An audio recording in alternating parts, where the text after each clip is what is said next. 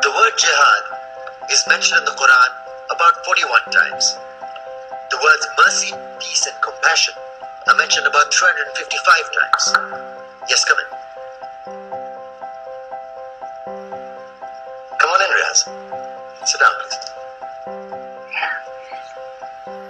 Contrary to popular belief in most Western cultures, Islam is a religion that preaches peace and tolerance.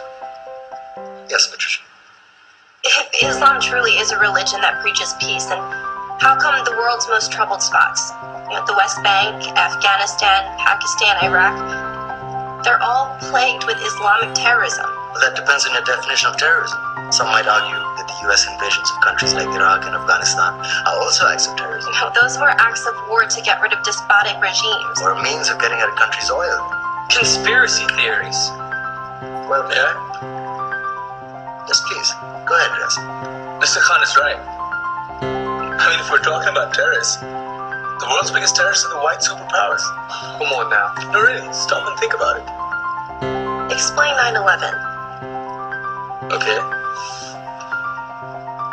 Do you know how many people died in the Twin Towers strike? Around 3,000. And do you have any idea how many people died in the bombing of Afghanistan? Take a wild guess.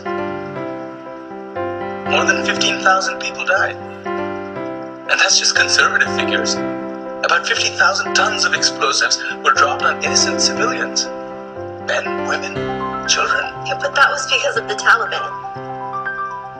Now that you brought it up, did you know that the Taliban was a creation of the CIA to fight the Russians? Whatever. They were still harboring terrorists.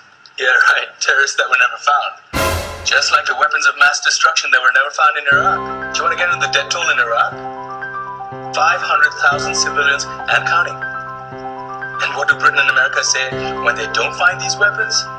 It's simple. They just say sorry. And still refuse to relinquish control of these countries. What are you trying to say? What I'm trying to say is that just because you're American, wear a fancy suit, and call yourself the president, doesn't make you any less of a terrorist.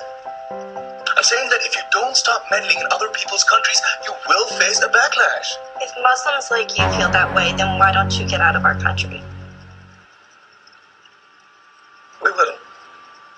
As soon as you promise to leave ours.